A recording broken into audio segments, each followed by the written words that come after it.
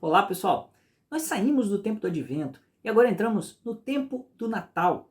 Bom, esses dois tempos estão dentro de um grande ciclo que é chamado o ciclo do Natal. Assim começa o nosso ano litúrgico, né? Depois desse ciclo começa o tempo comum, que ele é dividido em duas partes. Essa primeira parte do tempo comum ela é interrompida para vir um novo grande ciclo, que é o ciclo da Páscoa, que também possui dois tempos, o tempo da Quaresma e o tempo pascal. Então, terminado esse ciclo pascal, é retomado o tempo comum na sua segunda metade, né, na sua segunda parte, então depois termina o nosso ano litúrgico. Só para a gente ter aqui uma visão geral. Bom, o que a gente pode dizer a respeito do tempo do Natal quanto às suas normas universais? O que são essas normas universais? A gente tem aqui, pessoal, o nosso Missal Romano.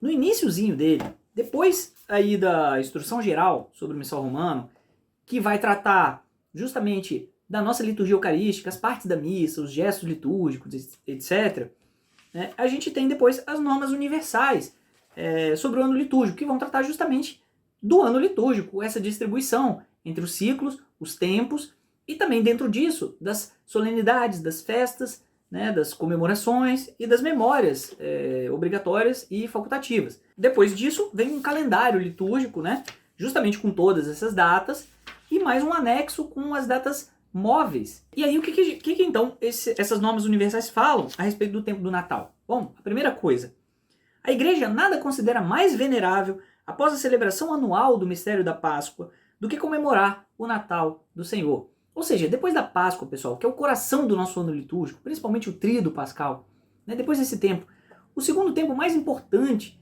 né, no nosso ano litúrgico é justamente o tempo do Natal. O tempo do Natal ele vai das primeiras vésperas do Natal do Senhor até o domingo depois da Epifania ou até o domingo depois do dia 6 de janeiro, inclusive. Vamos lá, o que são vésperas?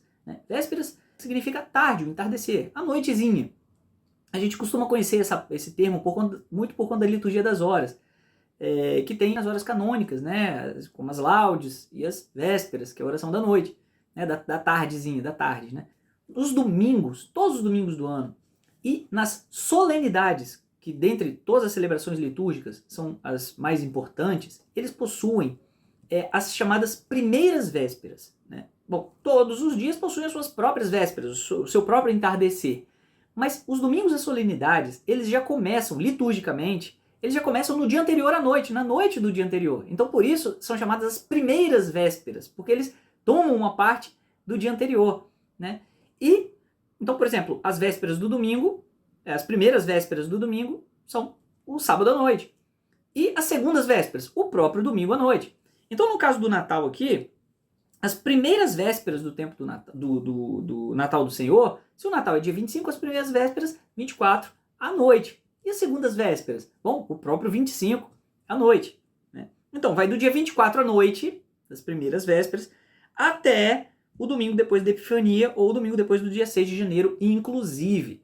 Essa celebração, então, pessoal, do Natal do Senhor, que começa nas suas primeiras vésperas, ou seja, no dia 24 à noite, ela é tão importante que ela perdura 8 dias, assim como acontece na Páscoa também, que tem a sua chamada oitava da Páscoa. Aqui temos a oitava do Natal.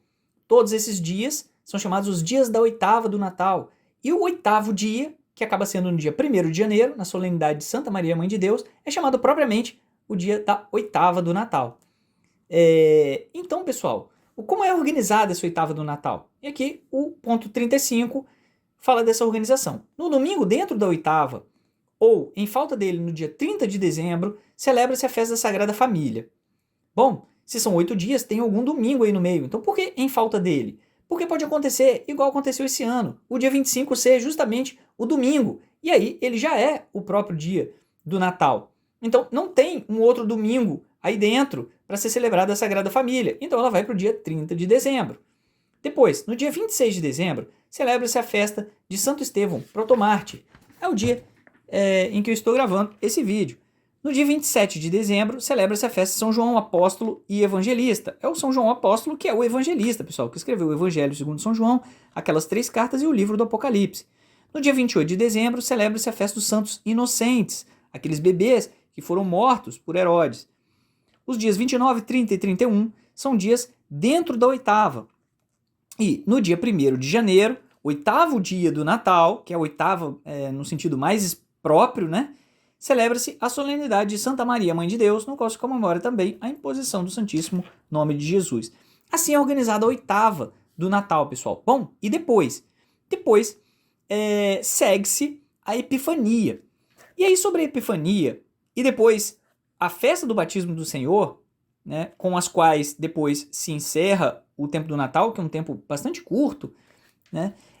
Como a gente vai calcular isso aqui? Bom, a Epifania do Senhor é celebrada no dia 6 de janeiro, a não ser que seja transferida para o domingo entre os dias 2 e 8 de janeiro, nos lugares onde não for considerada dia santo de guarda.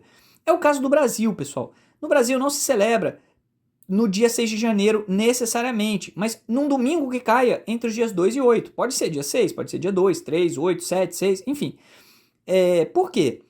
Porque aqui, como não tem um dia em que podemos guardar para isso, não tem um feriado específico, né, com esse motivo religioso, nós transferido para o domingo para a gente bem celebrar essa data, né? Então, regra geral é dia 6, mas aqui no Brasil, por exemplo, em alguns outros lugares, acaba caindo entre os dias 2 e 8, sempre num domingo que esteja entre esses dias. Mas observe o seguinte, no domingo depois do dia 6 de janeiro, celebra-se a festa do batismo do Senhor. Então primeiro a gente tem a Epifania, depois a festa do batismo do Senhor, então é encerrado o tempo do Natal e começa o tempo comum. Mas vejam bem um detalhe aqui. Se a festa da Epifania é celebrada num domingo que esteja entre os dias 2 e 8 de janeiro, ou seja, depois do dia 1º em que se encerra a oitava do Natal, né? E aqui está dizendo que no domingo depois do dia 6 celebra-se a festa do batismo do Senhor. Bom, se o dia 7 aqui é um domingo e a Epifania então cai no dia 7, 7 é um domingo depois do dia 6. Era para ser o batismo do Senhor, mas aqui está dizendo, dia 7, se for um domingo, celebra-se a Epifania. E se cair no dia 8, a mesma coisa.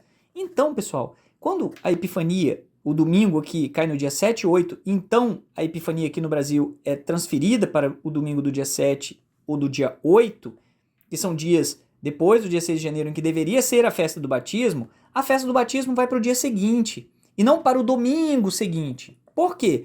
Porque senão ficaria muito distante, pessoal, e a gente ficaria atrasado no calendário com relação ao restante do mundo, né, no calendário litúrgico. Então acaba sendo uma exceção aqui no Brasil.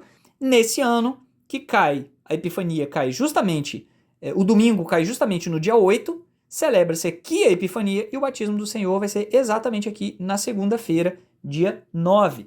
Esse é o caso aqui no Brasil. Como é que a gente sabe disso? A gente olha aqui, pessoal, o manualzinho, o calendário aqui do ano litúrgico da CNBB, que faz essa adaptação para o Brasil. E a gente viu aqui, domingo, Santa Maria Mãe de Deus, dia 8, domingo, veio a Epifania para esse dia. Bom, então, o dia 15 deveria ser o batismo do Senhor. Mas nesse caso, como é 7 e 8 ficaria muito distante, o batismo do Senhor vai para a segunda, dia 9. E aí, dia 10, já começa o tempo comum, né? Então, só para a gente entender esse detalhe. Então, pessoal, o Natal ainda não acabou. Ainda estamos dentro da sua oitava e mesmo depois ainda estaremos dentro do tempo do Natal, próprio para meditarmos aquele que desceu ao mundo para que possamos subir com ele ao céu.